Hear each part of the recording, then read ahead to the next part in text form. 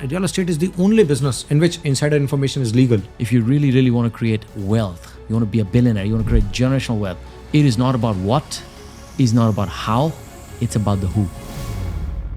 So welcome to the Self-Made Show. My name is Fabio Gallerani, and today I have the honor to have as a guest Mr. Mayur Mehta and Mr. Dev Gadhvi. Welcome to Dubai and welcome to the Self-Made Show. Thank you. Thank you. Love it. All right, so first thing first, Dubai is the land of opportunity, of self-made people. People come here from zero, they become heroes, they go from nothing to everything. So why are you in Dubai right now?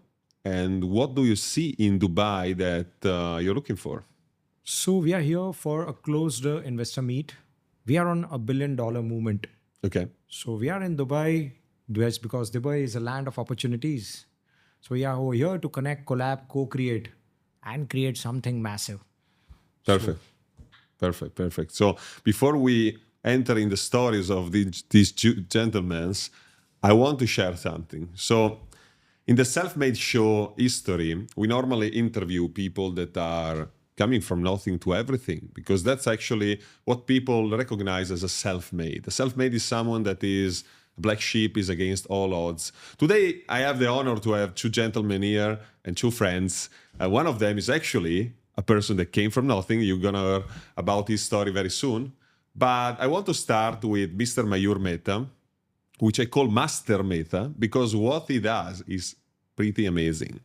So in self-made, there is another level of self-made. A self-made that comes from everything and goes to mastery, to have everything, and also from success to impact. So, Master Mehta, I want to listen to your story. And briefly, well, you can be as brief as you want, or you can be you can share whatever you feel. Why a person like you with amazing backgrounds, you got everything already.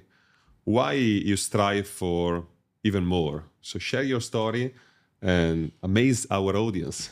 Wow. By the way, I'd like to start it from scratch. So as you already mentioned, my story is not a rags to riches story. It's a story wherein I started my journey at the age of 15 and a half. I was born in a golden spoon, a 6 BHK bungalow, $1 million business. And I was the only male kid of my dad. But unlike my dad, like every kid, my dad was my first role model. So I wanted to copy him. So he was also born in a golden spoon, a $1 million business. But the only wealth which I and my dad took from the family was our value system, the work ethics we carry, and the entrepreneurial spirit we have.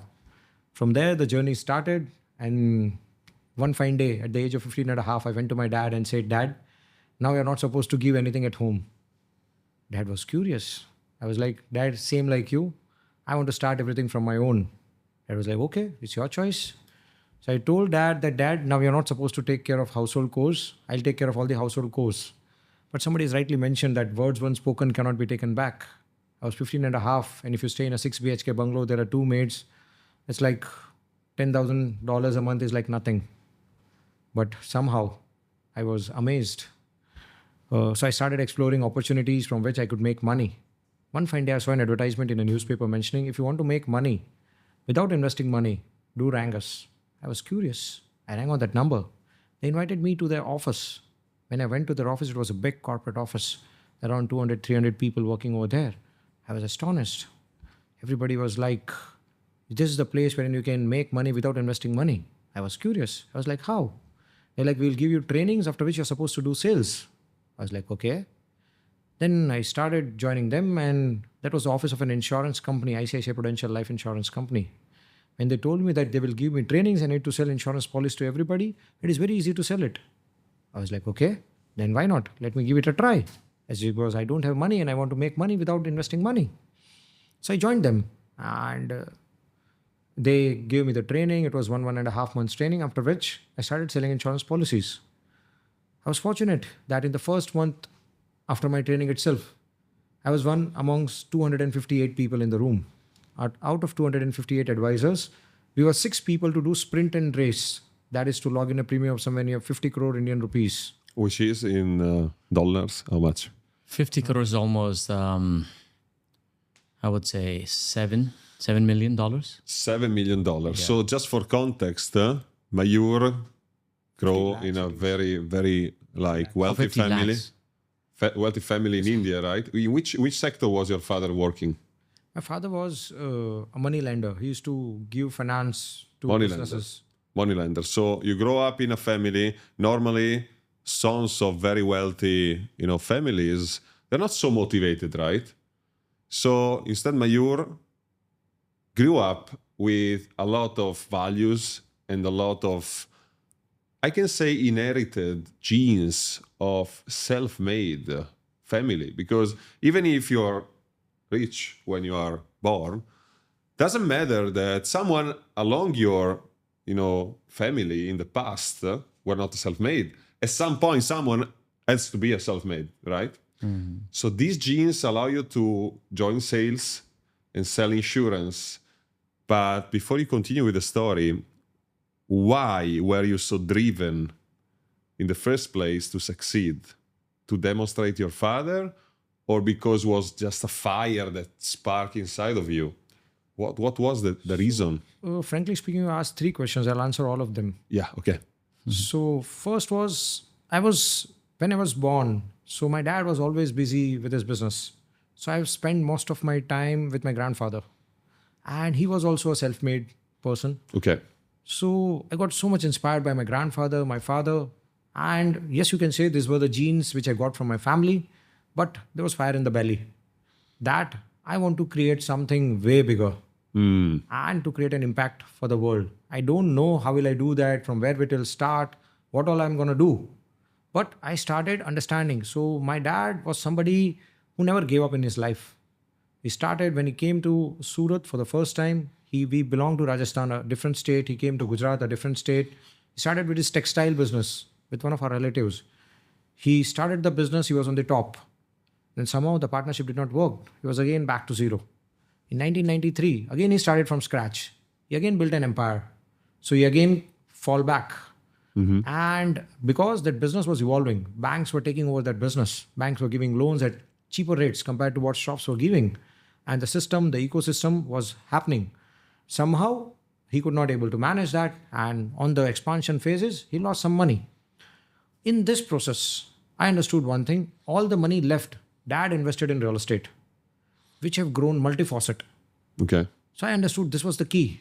Businesses may go up, they may come down. Yeah. That's what the law of Newton is all about. Whatever goes up comes down. Yeah. But one thing is forever. If you go and check last 500 years history, there's only one thing which is appreciating constantly, and that is real estate. Yeah. So I thought, why not I start from there? So I wanted to become a person wherein I'm owning property in every city of India, every country of the world. So that spark came from there. That I want to give my family the best of the luxuries, the best of the hospitalities. And just because I was a family-driven man, so for me, my family means a lot. Yeah. Family is everything. Yes. So going back to the story, you start selling insurance, but then you told me in the story you shared with me privately that you achieve results, but then you went to your father, and what happened next? Before that, even I remember why this spark came from. Yeah. The spark came from because we used to stay in a joint family.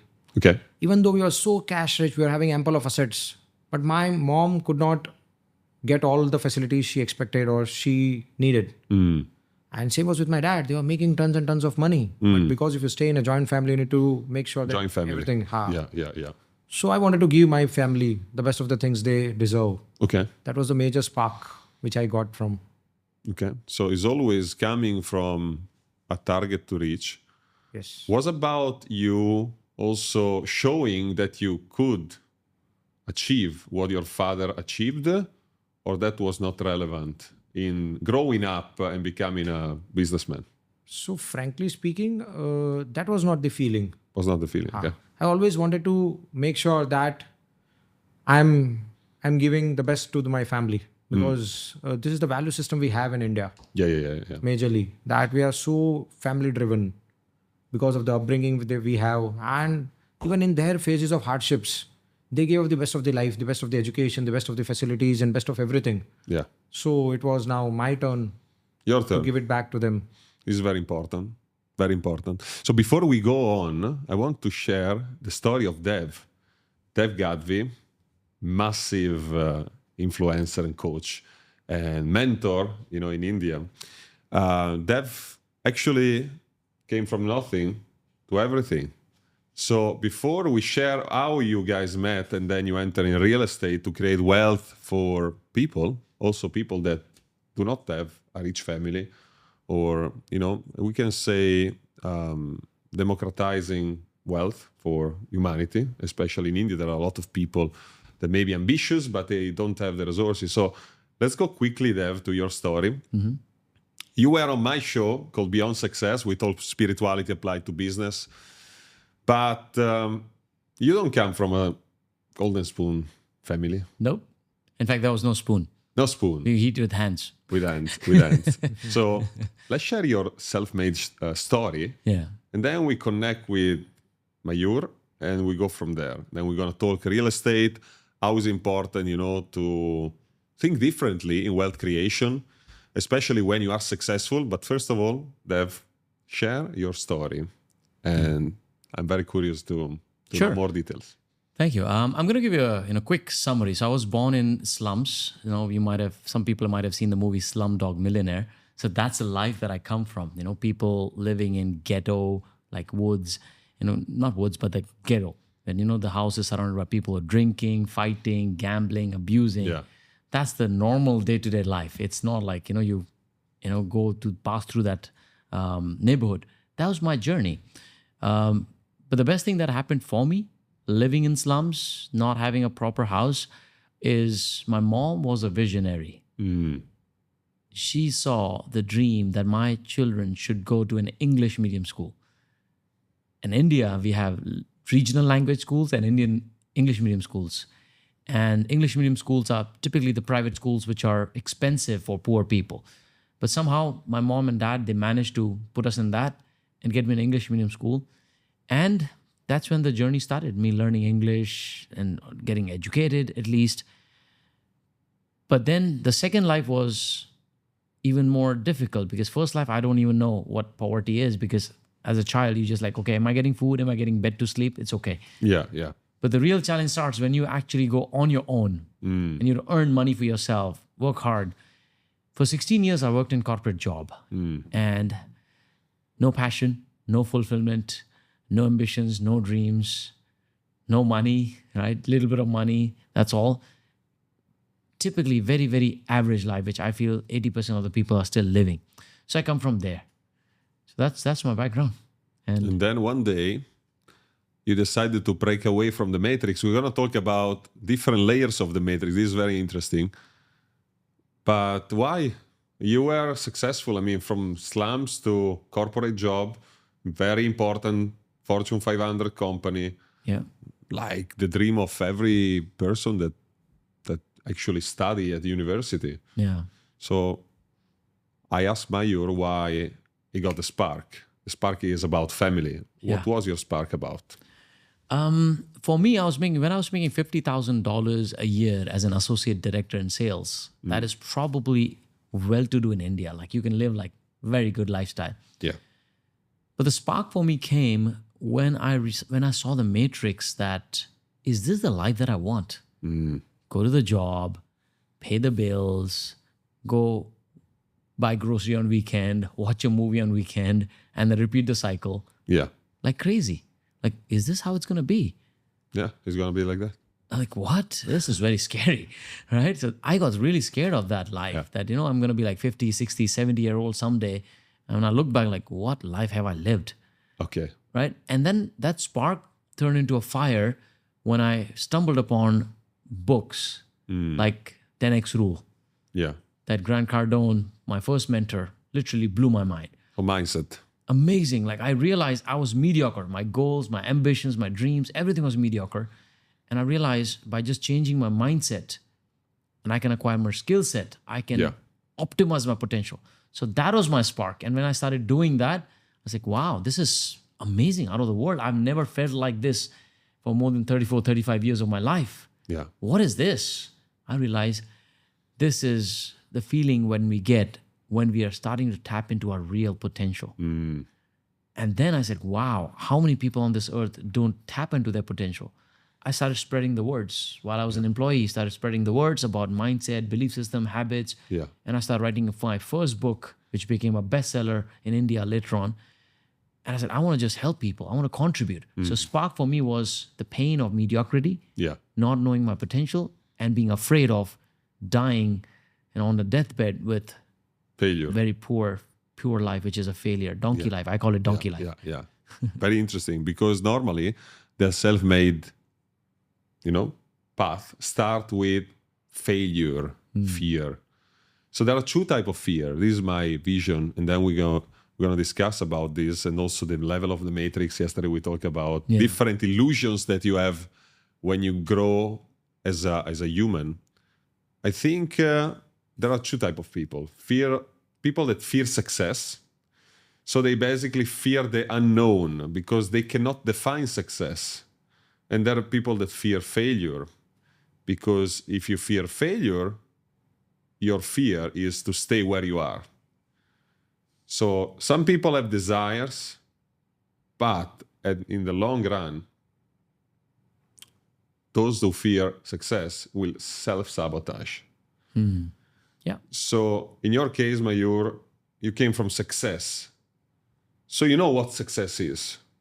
Did you have fear of failure or not tapping in your potential where you were, achieving and start having success and everything?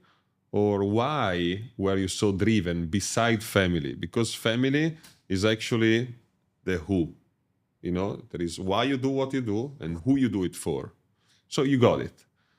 But was there fear of not success for sure, but what kind of fear of failure did you have? Like, what was fueling, the growth? Beside contribution. Contribution is the base. Since childhood, when we are grown, many times you're being told, no, you cannot do this, you cannot do this, you cannot do this. Yeah. So that creates a spark in you. Okay. And actually, when you come to the real world, Mm-hmm. whatever a man can conceive and believe, they can achieve. Okay. So the spark majorly came from there. You can say that since childhood, if you stay in a joint family, there are so many cousins, and I was the youngest. So every time it was being like, you cannot do it, you cannot do it. Okay, you see? So might be. And by the way, he was really heavy. He was fat. I used to be 108 kgs. 108? 108 kilos. I understand. So might be that can be the reason. Yeah. So did you feel at any time disconnected and rejected by the environment? Lots of time. Yeah. That's very normal.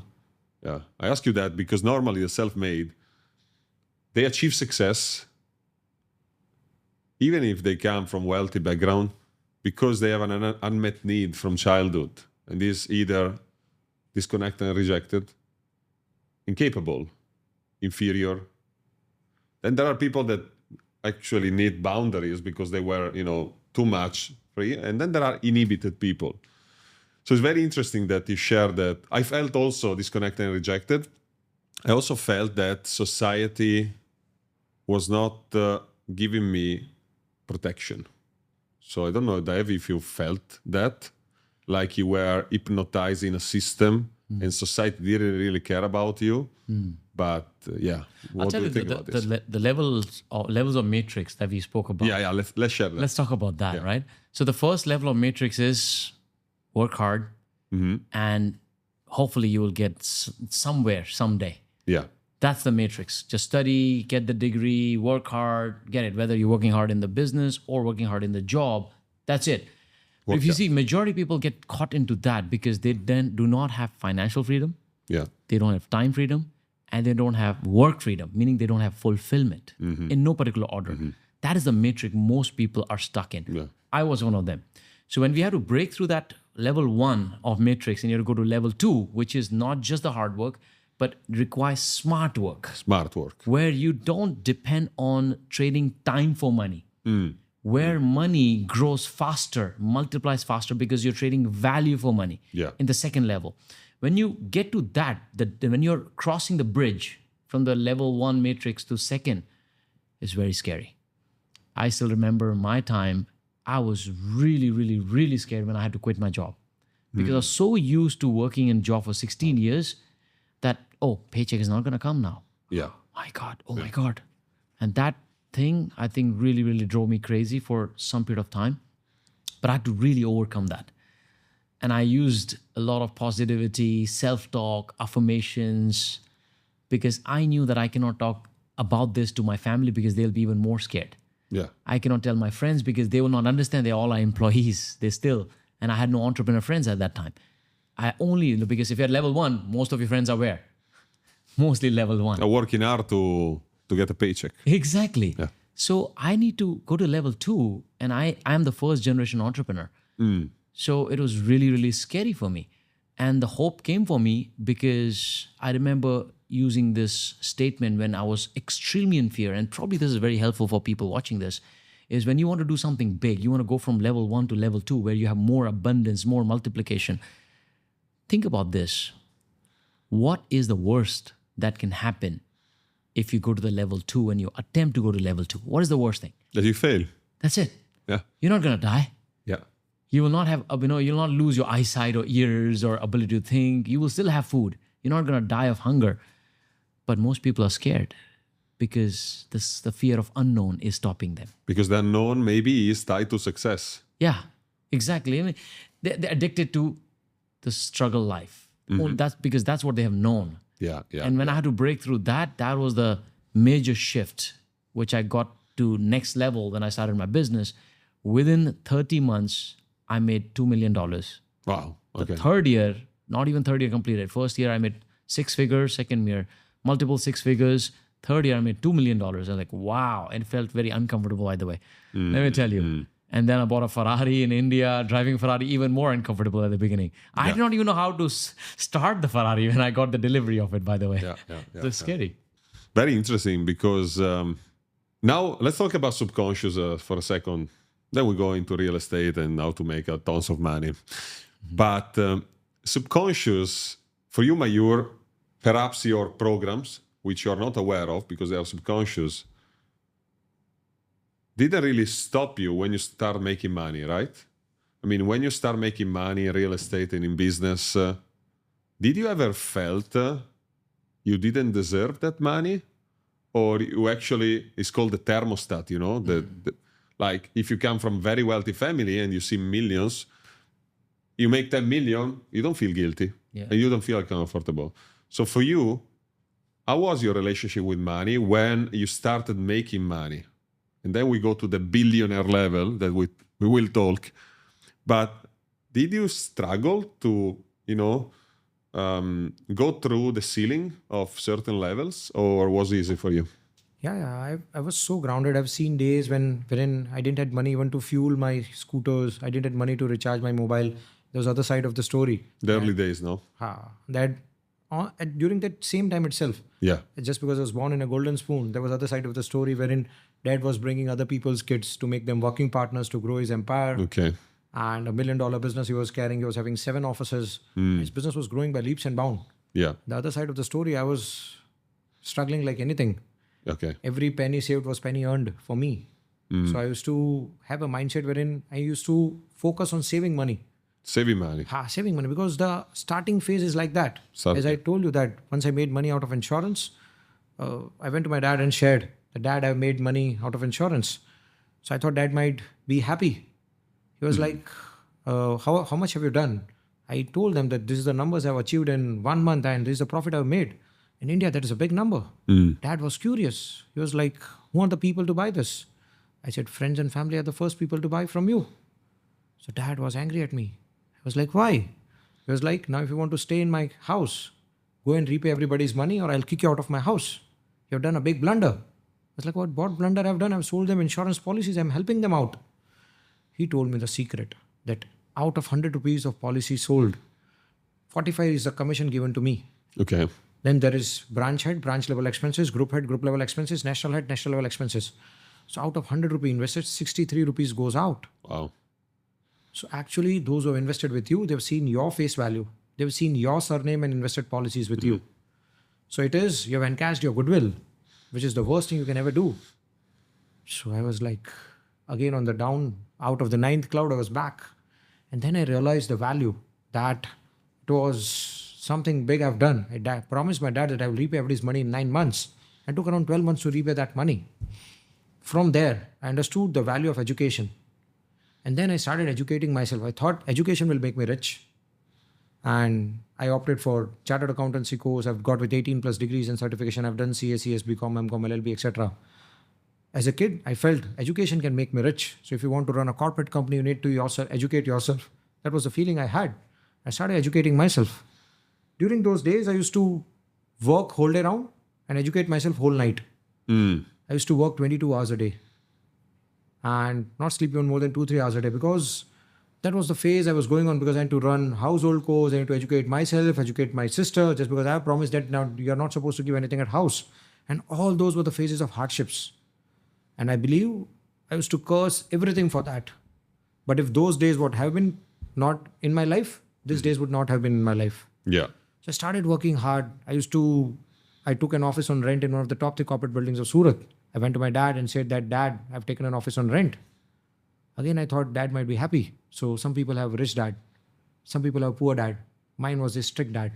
He was very strict. When he came to know that I've taken an office on rent, and the rent was just 6,000 rupees, it's like $100. So I went to my dad and said that I've taken an office on rent, and it was just a 70 square feet carpet area office. Dad was like, you've taken an office on rent. Just because there was the other side of the story when he was giving his premises on lease to people. There was another side where his own kid is taking office on rent. So it was kind of a goodwill damage or reputation damage to him. Okay. So dad was like, you've taken an office on rent. I have no problem with that. But generally, if you're taking an office on rent, you can pay rent on next 7th or 10th of the next month. He said that if you're using an office for 1st to 30th, you need to repay the rent by 30th itself. Okay. So he was very strict at me. The discipline which he made me, every stone, every border that was created for me, Yeah. maintained it as a border. So I decided that, okay, I'll repay the rent by 30th. But frankly speaking, Fabio, it was not that easy. As soon as the date was 26, 27, the bell was triggering. From where will I get the money to pay the rent? And those were the days wherein, very tough days of my life. But I still made sure that every commitment I made to dad, I made it happen. After which, one fine day, I went to my mom and said, Mom, I've taken an office on rent. She's a homemaker. She was cooking in the kitchen. And she did not utter. She was the biggest motivator I have in my life after my grandfather. Yeah. So I again repeated, Mom, I've taken an office on rent in one of the top 3 corporate buildings of Surat. After a pause, she was like, Beta, ek to you have not joined family business. Neither you have started business on your own. Who will give you his daughter? I was like, what? Like every mom is worried about his son's wedding. Yeah. She That's was the worried Indian thing, by the way. Mom's worrying about your children. She was just for worried Arranged marriage. that nobody will give you his daughter if you're playing so small. Okay. That was a kick for me. I said, okay, Mom, you know that to buy an office, you need lakhs of rupees. Yeah. After a small pause, there was a small voice. Yeah, beta, but anybody and everybody can go and buy an office with dad's money. If you can go and buy it on your own, then I'll feel that you have done something. I was like, okay. That was something which triggered my male's ego.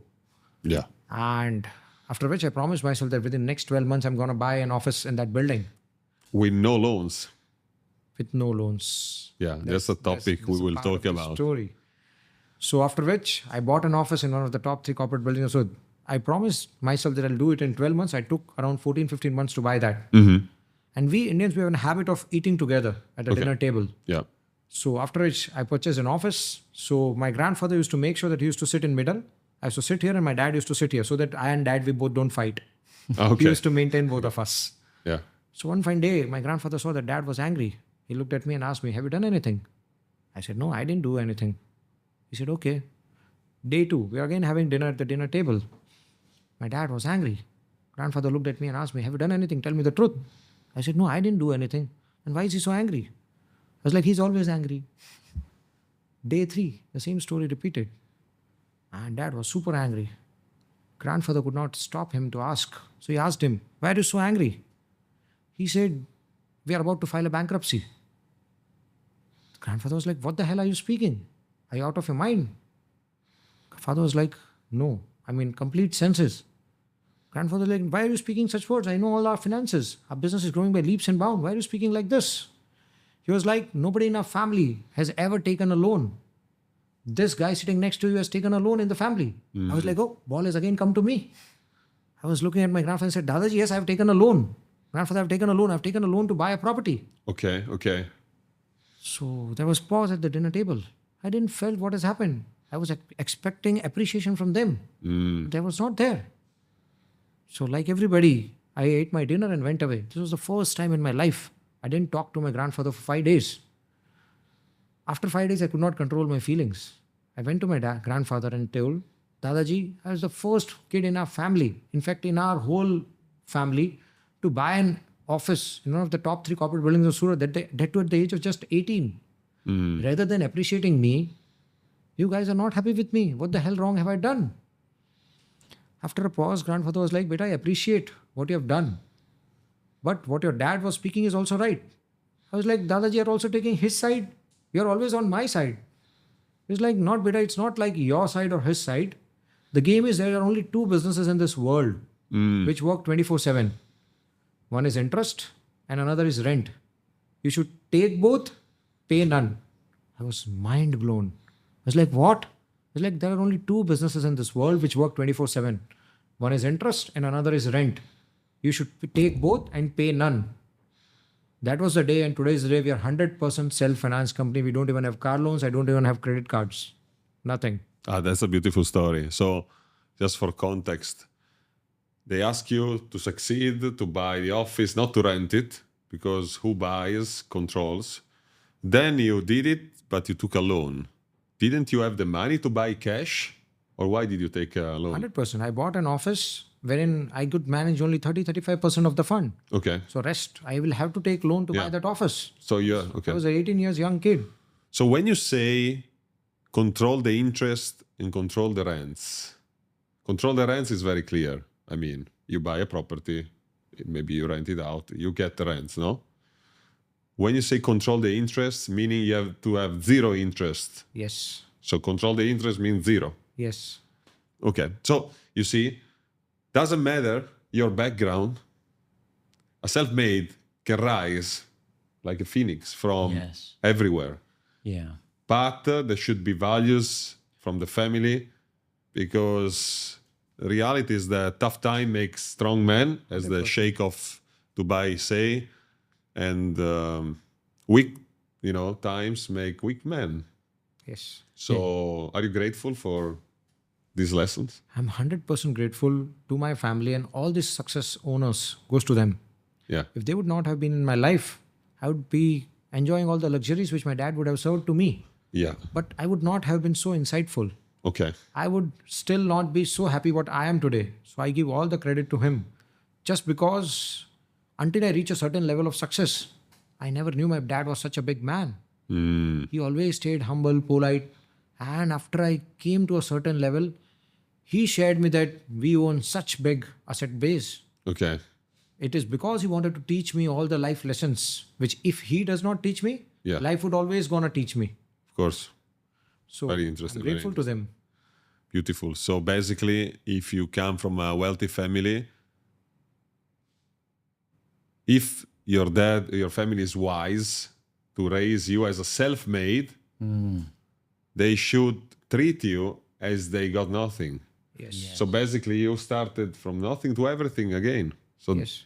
there is no difference. You didn't start from everything to even more.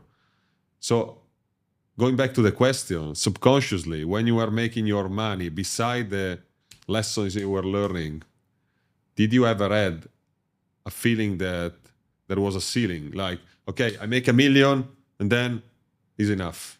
Or you never had that? No, frankly speaking, no. Like infinite, like targets. What was your target in the beginning? In the beginning, it was not $1 billion, to be very frank. I didn't knew the numbers actually, but I wanted to create something massive. Massive. That was for sure. Massive. Massive is the word, and I always tell people that take massive, consistent actions, MCA. And these 3 words have defined me into whatever I am. So I was always passionate to create something big. What was that big? At that age, I don't know. At the age of 18, if I tell you, or 19, I didn't know. But as soon as I started growing, as soon as I reach a ladder, I was like, this was not even the beginning. Yeah. As soon as I cross again the ladder, I was like, what I'm doing, already tons of people have done. As soon as I reached the new ladder, it was like majority of people have already done this. So every time I grew, it was not that only the finances were growing. It was I was also evolving as a person, which mattered the most Of course. to me. So when my finances grow from 1 million to 10 million, my mindset also grew from 1 million to 10 million. In fact, my mind grew before that. It's like money is just a byproduct. Yeah. It comes to you sooner or later course. if you've got with the right mindset. When I grew from 10 million to 100 million, again, that was a paradigm shift in my mindset. And until that paradigm shift comes, the money cannot drive to you or money cannot come to you. So every time I grew a ladder, I was always looking at the larger picture. So frankly speaking, there was no saturation point or nothing called satisfaction to me. And even at this phase of life, I feel like sky's the limit. A lot more. Sky is the limit. This is very interesting because now I'm going to ask you, Dev. When you were making your first million, you say that felt weird. Yeah. Can you share which were the ceiling for you and how did you overcome that? Because it came from 0 to 5,000, 50,000, Yes. you know, from 0 to 50,000, then 50,000 to more when you left your job. Yeah. So how did you trigger your programs not to stop you, Yeah. but to empower you? Mayur didn't have any program because basically it just needed discipline. Yeah. But what about you? What happened?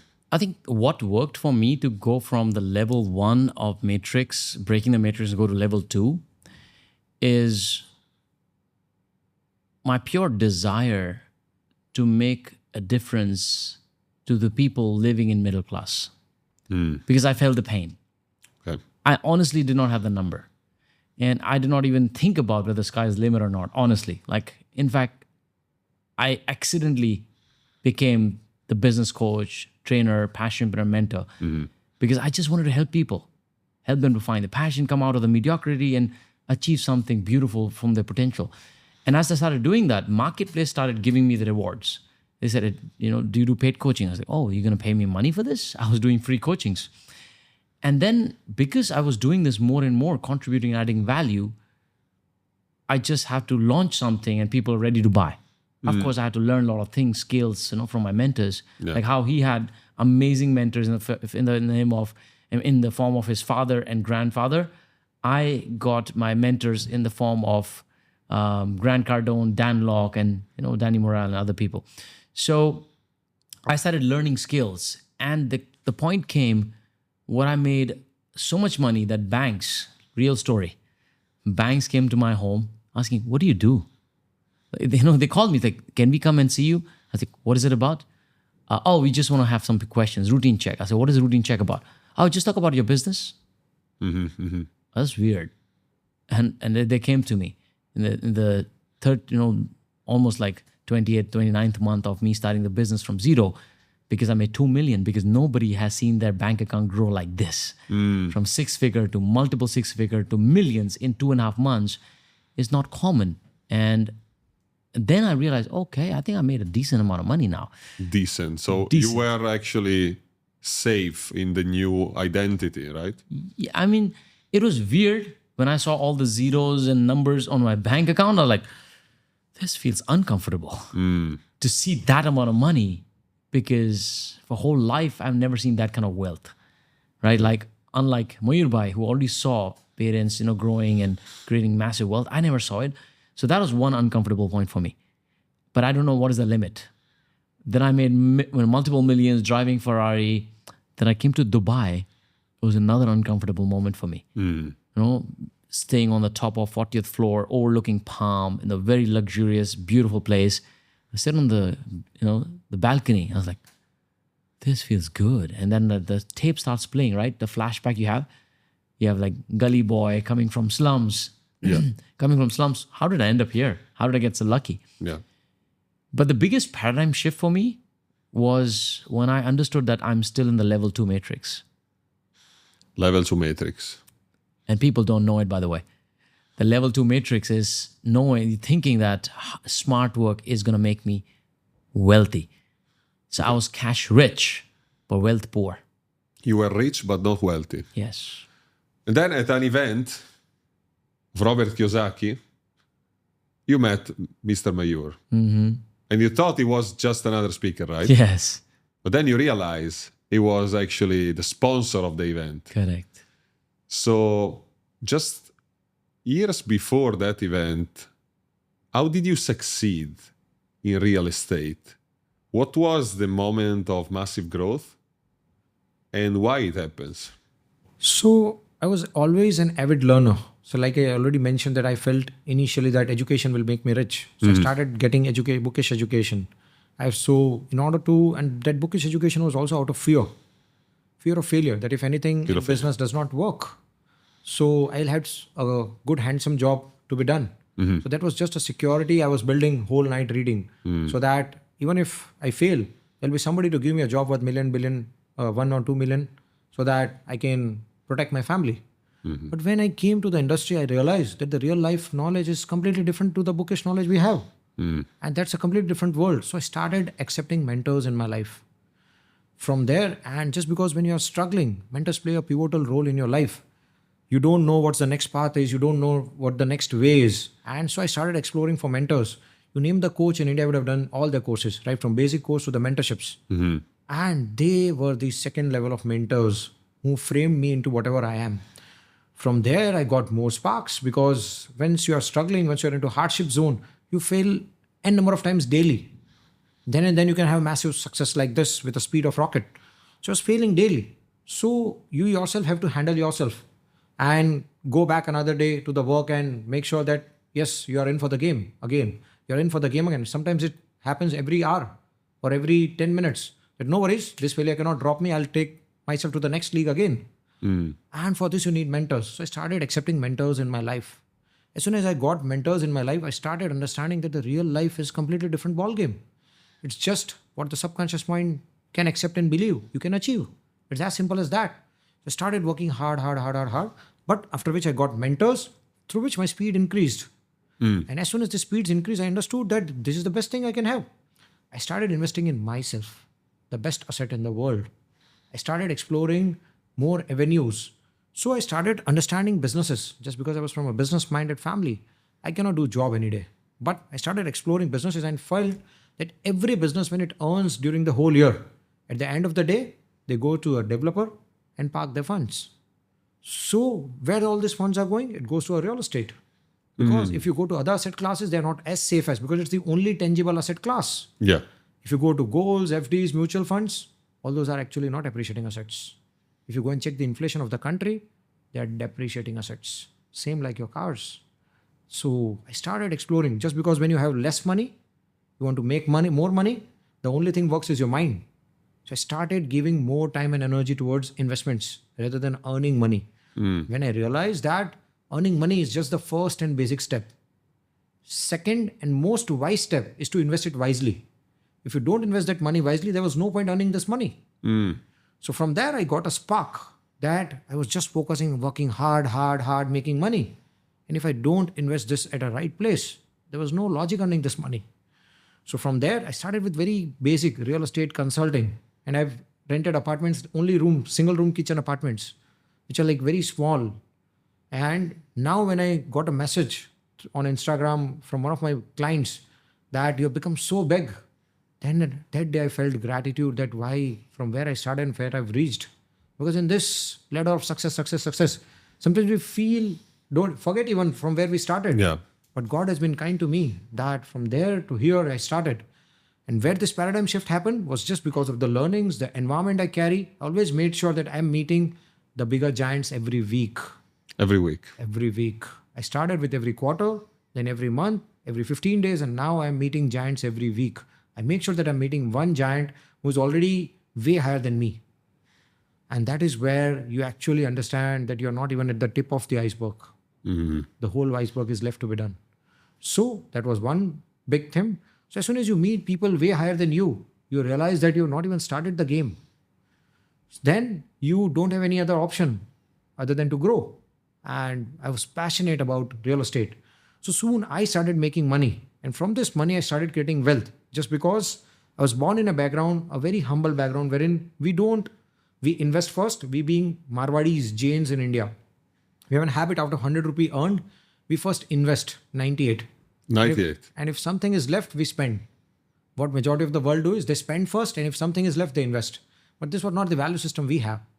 We purely believe and save or invest our fund or grow our funds for future first and then spend it for right away. So even today, I don't even own a luxury car.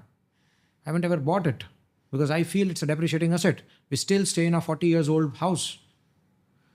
We don't believe in that bling bling life. That is something which is meant to be broken, which broke you like anything. This was the mindset I had. And then I started building assets. One fine day, just because I was inspired by many of the mentors which came to my life, I thought, why should not I bring the biggest mentors to India? And what all has contributed in my life should be contributed to people at large. So we sponsored the greatest event of India till date. That was Growth Summit India. There were around 6,500 plus entrepreneurs in the stadium.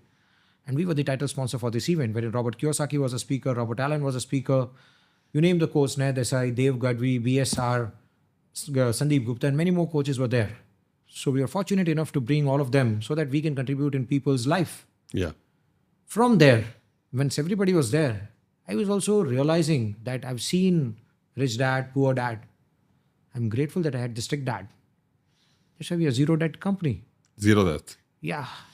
So these hardships make me tough. From there, I created profit. From that, I created my wealth. And then at a certain level of wealth, money no more gives you a kick. Somebody came into my life who told me to create my mission. It was none other than my brother Dev Gadhvi, because of whom I created a mission. And now I'm on a mission to make 1 billion people billionaires before I leave this planet. So this funnel created like this, and now it is spread like this. Okay. And now I'm on a mission to make 1 billion people billionaires before I leave this planet. Because if you go and give your wealth to somebody, you're making them slaves. But if I help you create $1 billion, it is not just your finances are growing, your mindset is growing, you are evolving, your whole family is growing, your whole generation's gonna grow. After which, I tell people that become the greatest your bloodline has ever been and build generational wealth heading towards legacy. That is what the ball game is all about, from nothing to something to creating generations of wealth when you are no longer to think about money, because money is just a byproduct of the impact we create. So I took a mission that now I want to help people create the massive wealth. And to be very frank, it's very easy. It's a step-by-step formula. If anybody and everybody follows, they can also reach the top. It is just that all the competition is at the bottom. If you go and reach the top, there is no competition at all. Yeah. Yeah. All the competition is at just the bottom. So I always tell people 10x is easier compared to 2x. Always think of the greatest ladder. Always think of 10x of where you want to reach or 100x of where you want to reach. Even if you think of the moon, you land at stars, you'll be way higher than you could have ever thought of. This has built me into whatever I am. Amazing. Amazing story. I mean, it's very important to be in proximity with people. And talking about energy, Dev, what do you think is about the subconscious of this person overriding your subconscious? Or why being in proximity with Mayur is increasing your wealth like crazy? And then we talk about the level 3 of the matrix, which is maybe close to writing the code of the matrix. So what is your take about proximity, and how did you reach wealth from being rich to wealthy? Yeah. So I was running I've been still running a business, got to like making $7 million a year. And I was like, I think I made it. I'm at the top. I thought I broke through all the matrix and I'm the top, making like $7 million from business, living a great lifestyle, driving luxury cars. And then one day I met a gentleman who broke my myth and made me realize that I was still part of the matrix, which is probably not a lot of people there, because majority of people are on the level 1 matrix, but all the entrepreneurs who running the business, they get caught up into this. And I call them, they create their own spider web of, oh, I'm already following what I love doing. I'm making good amount of cash flow. I have a comfortable life. I have a luxury lifestyle. So when entrepreneurs are stuck in this level 2 matrix is what I was stuck in, until I met somebody who asked me a question. It's like, so when I got to know he is the main sponsor of the event, I was like, man, I want to learn how to create wealth, because I'm cash rich, but wealth poor. So what do I do? And he said, okay, so what are you doing right now? Like, how is your business? What are your stats? Give me the number. I said, oh, I'm making 7 million. He said, no, that's not the important number. I said, okay, I'm making X number of profit. That's not the number. So he told me the billionaires only track one and only one number, which is what I also track, he said. I said, what's that number? Is the number of net worth. Okay. What is my net worth? I don't care whether I have X number of revenue or multiple streams of income or X number of profits. I only focus on, is my wealth, which is my net worth, growing exponentially year on year? I was like, wow, that is powerful. I said, then how do I create that? How do I create wealth? Where do I start? He said, start by creating assets. I said, okay, what assets should I create? There were a lot of options. He said, the best asset class that is having amazing returns with least or no risk is real estate. And he had mastered that already at the age of 34, 35. He has created generational wealth from real estate. I said, okay, can you coach me? Can you tell me how can I grow? So I did not have a rich dad, but now I can have a rich brother, a rich friend. Like, you are my brother. Now teach me. What do I do? And he told me another thing which really changed my life and helped me to actually break free from this second matrix to actually get into the wealthy level where you don't trade time for money, where you don't even trade value for money. You don't even work smart there. That let the money and people work smart for you. That's where you trade ideas for the money, that you make strategic investments where money grows like crazy. It's a quantum that you talk about. You have quantum club. That's where you have quantum jumps in your wealth to break through the second matrix. And I said, okay, what is that suggestion? He said, investment is not about money. I said, what do you mean? I thought investment is about the money. He said, investment is a habit. I want you to create a habit. I said, wow. It's like every day you brush your teeth is a habit. Same way, every day you look at wealth and invest is a habit. I said, okay, where do I start? He said, now make a commitment that every month you're going to buy one asset. First of every month, you buy an asset. No matter what. But what if I don't have money that month, cash flow from business? Even in the worst case scenario, even if it's like tens of thousands of dollars, I know you can still buy that. When you have more money, do hundreds of thousands, make millions or whatever. But if you don't have money, you still buy. And every day I used to be scared. I used to be scared to get his call. I used to give all the gyan, like, how's everything, family? And I was like, okay, brother, it's first. We need to buy. So what were you buying? I mean, you had the resources. Yeah. But I assume that every month you couldn't buy what you really wanted to buy. Yeah. And we're talking real estate here, Yeah. right? So what were you buying in a month? Maybe where? Yeah, that's again, you know what? I had no clue about how to invest in real estate. And I've been trying to do something to buy, and I was a failed investor. So there are three levels of investors. I was failed investor, then there are retail investors, and then there's a strategic investors. Failed investors are like me who put money and they never got back much. Retail investors they buy a little bit of gold or fixed deposit or maybe residential, apartment, and they're waiting for 5%, passive income or 10% passive income like Dubai. I'm a retail investor. That's what we discussed the other day. When I make 8%, I made it. Yeah, and that's the matrix, right? Yeah, it's a matrix actually, because I'm just fooling myself, I'm making money. Exactly. It's like peanuts.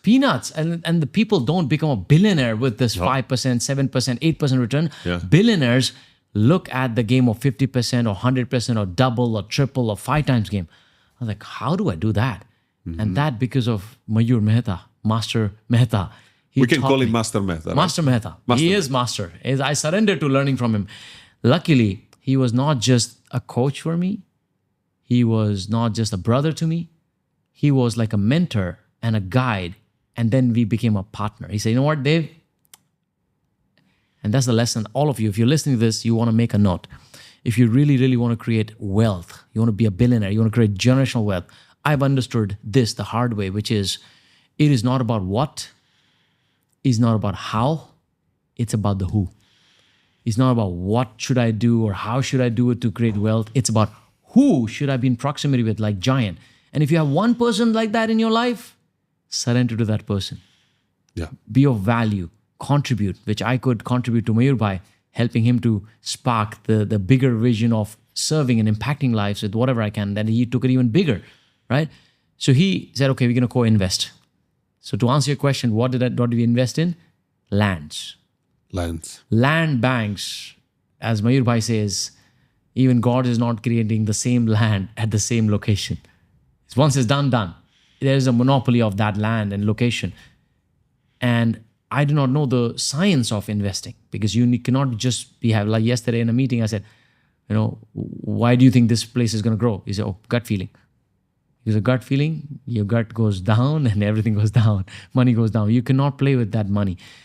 His formula is so powerful that he has 400 plus checklist before he buys one property. 400 plus checklist. I don't know what that is now, and I don't need to know, because I created my wealth. Last 2 years, I created multiple millions in asset, which I've not created in more than 40 years. And all I did is, he did the research, he used the science, and I tapped into his knowledge, and we co-created a lot of assets. And when we did first asset, doubled in 12 months. Second asset, doubled in 15 months. Third asset, tripled in 20 months. I'm like, wow, this is magic. Like, how can you bring this to more people? And how you said, how can we make it more demographic, Yeah. How do you people can create wealth at will when they have no knowledge? Tap into the strategies of the master. Of the master. So, master, 405 elements is a little long podcast. Give us your best game you can share with the world. Because this podcast is going to be seen by thousands of self-made people that maybe make money, but then they put it in the bank, fixed deposit, which is like level 0 of the matrix. Like Negative. Yeah. It's negative. So I'll say very frank with you, majority of the people, those who are self-made people from nothing to something, what they do is they end up going to their parents or anybody and everybody who comes to them and invest the funds. Yeah. That is the biggest mistake you can ever do. Okay. Whenever you want something in life, you go to the expert and take the expert's advice. That is what the game is all about. Now, if you have any problem in your eye, you go to an eye specialist. In the same manner, this 405 things of checklist is just to check the legal part of the property. Other than that, we check the technical part, we check the location. It's always mentioned the real estate business works only on 3 things: location, location, and location. Location plays a pivotal role. If you're owing a piece of land at certain point, either I'll buy it from you So you don't buy. or I don't buy. Because God is even not creating asset at that same location. That is the monopoly you create. And billionaires, they focus at creating monopolies, they focus at creating controls.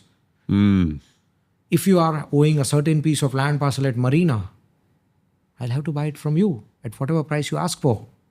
So that was the game all about. So in real estate as well, there's a science. Majority of the people book profit by getting 7-8% returns, ROI. What if I tell you the inflation of Dubai is around 8+%? Of course, I'm losing money. And then I don't have even access to my funds because they are in a real estate asset, which doesn't really grow. And Yeah, we're talking about fixed deposit. Yeah. I tell that anybody and everybody who do fixed deposit, they don't even get place in hell. They will be thrown away from hell as well. Wow. That's a good strategy. Reason being, fixed deposit is done at 4-5% per annum. Yeah.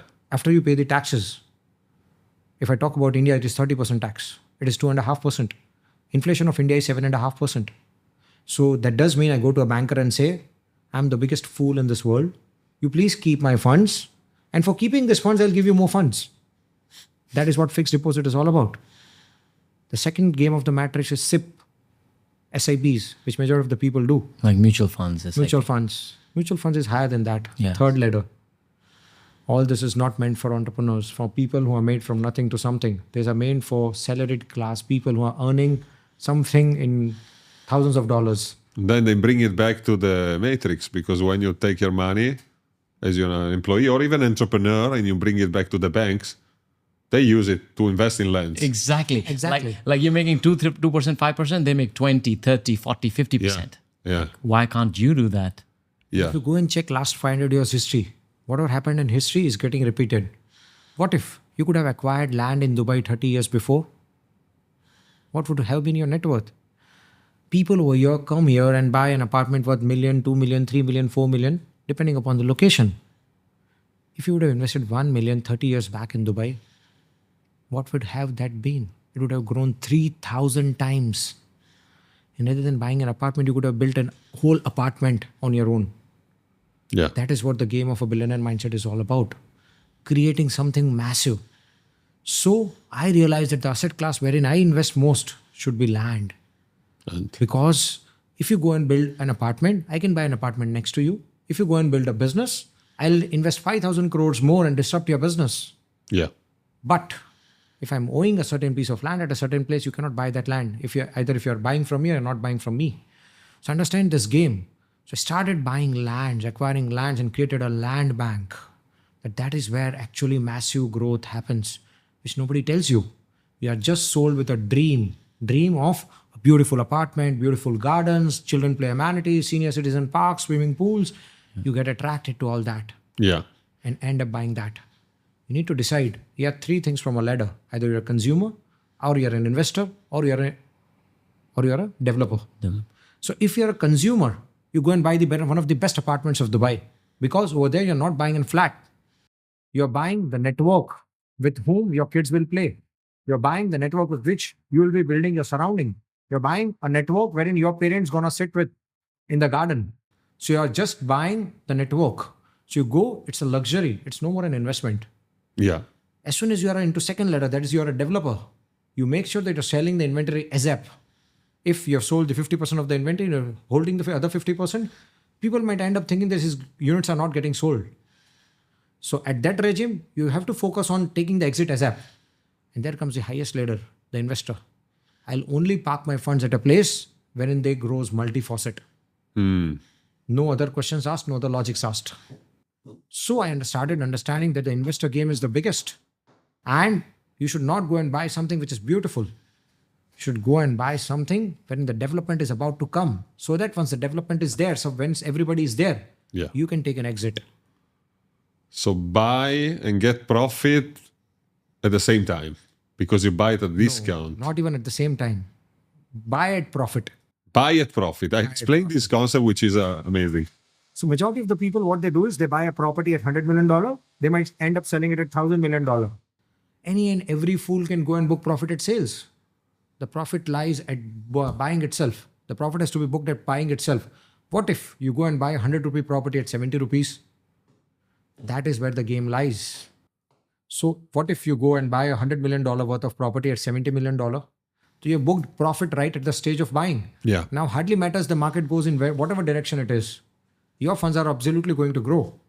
So, Master, last question for our audience. I'm an entrepreneur. I'm a self-made. I'm a millionaire. I go around with a Rolex, which I don't have because I believe the time is now always. Do you agree?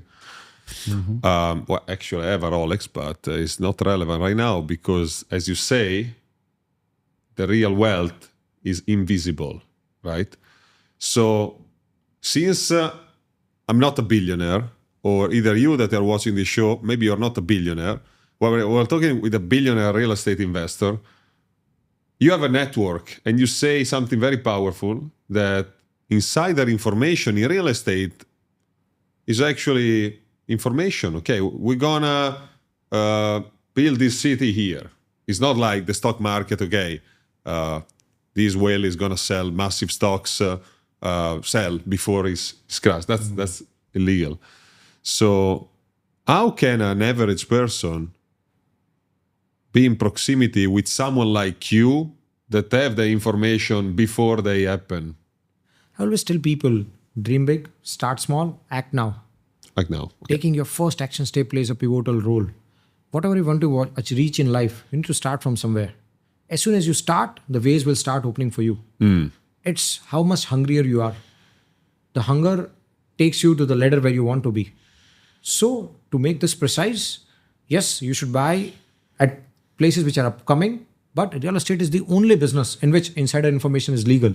If you have insider information, you go and buy stocks, you will be behind bars. Yeah. But in real estate, it is legal. If you come to know that something new is coming, like in Dubai, the line is coming, if you go and invest there, before everybody is there, that would have been the game. But don't restrict yourself to a single country. Everywhere. Dubai is known for that. More than 200 nationalities of people live here. Yeah. More than 400 nationalities of people come here to trade business for as a tourist.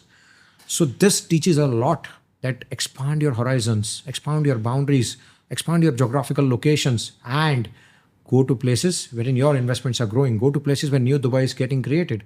Go to places so that before everybody is there, you can create massive wealth out of it. And for entrepreneurs, like you mentioned, one advice would be earning money is just normal. Get used to it now. I understand you started from scratch and you've reached a certain level, but that is where not the game is all about. That was just the starting first step. Now take yourself out of business. That is where your business will grow multifaceted. Until unless you're sitting on the business, it cannot grow beyond your mindset. Hire CEOs, CFOs, CXOs, build a strategic team, and make sure your business is running automated without you. Once you do this, take yourself out of the business and make sure you are focusing more on creating wealth. That is where the key is all about of becoming a billionaire. So right after earning this hard-earned profit, make sure you're reinvesting this profits at a place wherein they are growing multifaceted, and you're focusing on the next ladder. That is the wealth creation game. From there, your journey from a millionaire to the billionaire start, and you can soon be the one billionaire in your family and build a generational wealth for them, heading towards legacy. I think this is perfect. I mean, now, last question I always ask. Okay, our company is called All Inners, meaning that a self-made is a person that is all in. They don't have a plan B. They have a new plan A, maybe, because they shift the focus, as you say. They exit the business, then they focus on wealth creation. So what does the word all-inner mean to you? So if you have a plan B, you will never succeed in life. It is always all in. Reason being, wherever the focus goes, energy flows. And fear kills faith. If you are creating a plan B, that does mean you have fear. Fear won't ever help you achieve something big, massive. So if you want to achieve something massive or something great in life, make sure you're going all in, but it has to be strategic, it has to be calculative. It is not bluffing. Beautiful. And for you, Dev, what does the word all-inner mean? I think the all inner means somebody who is going beyond themselves and contributing to humanity in a big way, like a visionary. And for that, they go all in. Like when you're trying to be just for yourself, selfish, Yeah. you only have limited power.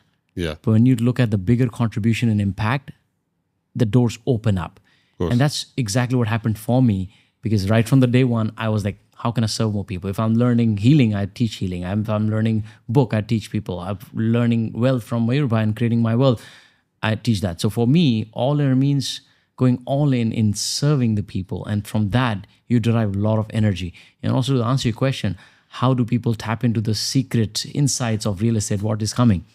Find that who has it, because they will not share. The who's today, who are the billionaires in the world who's going to share their secrets? Very, very few people, almost none. So we're grateful that we have Mayur, and we have created a massive disruption in India, by the way. Yeah. I don't need to know all the secrets because somebody already knows. I just need to tag along in a strategic investment, not retail, not failed, but it's strategic. And there's a way to collaborate. Beautiful. Well, thanks to Master Mehta and Dev Gadhvi from India, but in Dubai, half of the population is from India, or they are from that region. So this city is a city of the self-made. This city is the city of the all-inner. And when they ask me, how do you call the citizen of Dubai or the people that lives here, I call them all-inner, because plan B is not an option. Thank you for watching the Self-Made Show. Thank you, Master Mehta, and thank you, Master Dev Gadhvi. Oh, I'm not a master. He's the master. Well, you both are master because you're here to contribute to the world. Thank you. Thanks for you, and comment below if you have a question for our guest, and share this episode to those who are successful but want to go beyond success. I see you soon.